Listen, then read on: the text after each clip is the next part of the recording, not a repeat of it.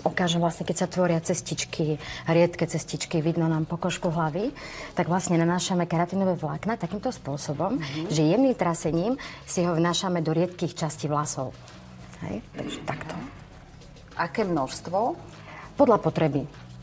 Čiže keď vidím, že už mi ako keby nie je vidieť pokožku, tak vtedy je to dobré, áno? Áno. Dá. Teraz už nanášate ale ďalší odtieň? Teraz dávam ten slabúčko hnedý. Tak nám porozprávajte všetko, čo robíte, aby sme vedeli. Takže kombinujete...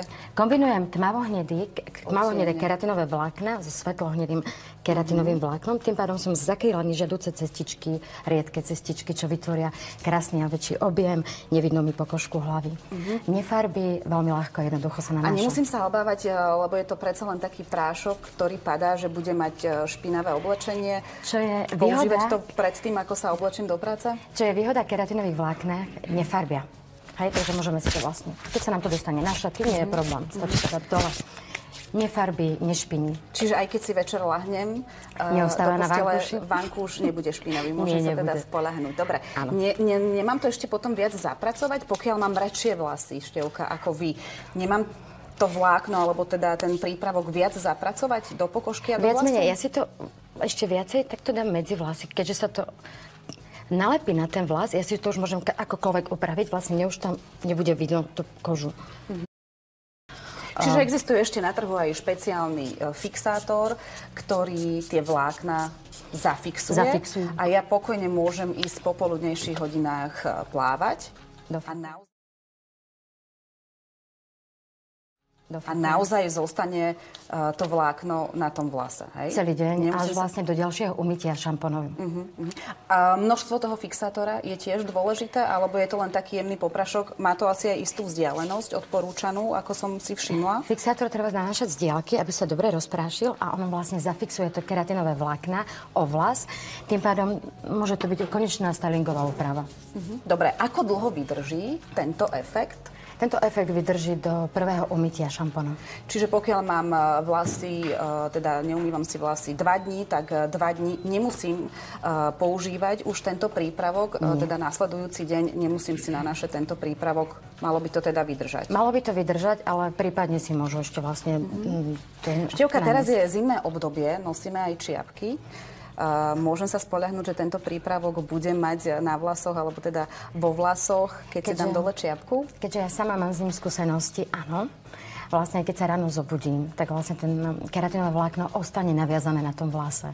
Ono neopadne. Ono naozaj tam zafixované a drží. Pevne vlastne tým, že je elektrostatické nabité, ono obviaže ten vlas. Z najtenkšieho vlasu nám spraví hrubý vlas a urobí nám objem. Čiže dodáva vlastne objem. Ale pokiaľ by som nemala taký špeciálny lák, alebo teda fixátor, tak či tak by to malo držať, áno? Áno. Áno, fixátor si dávame vtedy, keď ideme, naozaj, keď veľmi fúka vietor. Keď je nepriaznivé počasie, to znamená dážď, vietor, outdoor fitness, keď ideme, keď sa spotíme. Čiže aj keď sa spotím, nemusím sa obávať, že by po tvári mi tiekla nejaká farba nežiaduca. A nemala by som ten objem, ktorý chcem. Čo je výhodou ešte keratinových vlákien, že je to vlastne stavba vlasu našho príbuzného, takže netvorí alergie, ale sú aj nahrážky keratinových vlákien ako syntetika, bavlna, hot watt. A tam už je problém, že môže sa vytvoriť alergia, prípadne začervenenie pokožky, svrbenie. Čiže môže mať aj nejakú reakciu. V tom prípade by som si asi mala odskúšať, skôr ako si také niečo zadovážim domov, zakúpim, či na to nebude mať nejakú alergiu. Chcela som ti povedať, že vlastne tieto keratinové vlákna sú prírodné. Je to stavebný materiál ľudského vlasu, to ako keby sme si dali vlasy na vlas. Takže tam alergické reakcie nie sú. Treba si dať pozor na tie nahrážky, ako syntetika, bavlna, hot watt. Čiže na etikete si všímať to, čo ste teraz práve povedali, a v tom prípade sa nič nemôže stať. A tá alergia, pokiaľ by sme náhodou sa k tomu dopracovali, prejaví sa to okamžite alebo až po nejakom čase? Vlastne tieto vlákna boli nezávisle dermatologicky testované a nebola žiadna alergia vytvorená na tento výrobok. Predpokladám, že toto je prípravok, ktorý môžu používať teda aj páni, ale aj dámy. Áno, dámy vlastne ho používajú vtedy, keď majú riedke cestičky, alebo sa im delia vlasy na dve polky. A páni zase, keď im odstupuje línia z čela, a to majú vlastne taký riedku plochu pri ušiach a veľakrát vzadu na temene, kde sa mi tvoria také riedke plochy, prípadne až plešinky, tak vtedy sa odporúča pánom, aby si naniesli keratinové vlákna. Spôsobí to, že majú väčší objem, viac vlasov, zdvihne to sebavedomie. A nie je to hlavne vidieť ani pri takom bližšom kontakte s tou osobou? Nie. Vlastne ako teraz vidíte, ono sa to viac menej tým časom ešte viacej prilne na ten vlas a je to v poriadku. Dobre, super. Veľmi pekne vám ďakujeme. Pokojne si nechajte takto vlasy, veľmi dobre v tom vyzeráte. No a prečo je dôležitý jód pre ľudský organizmus, to už bude zisťovať Karinka. Ďakujem krásne.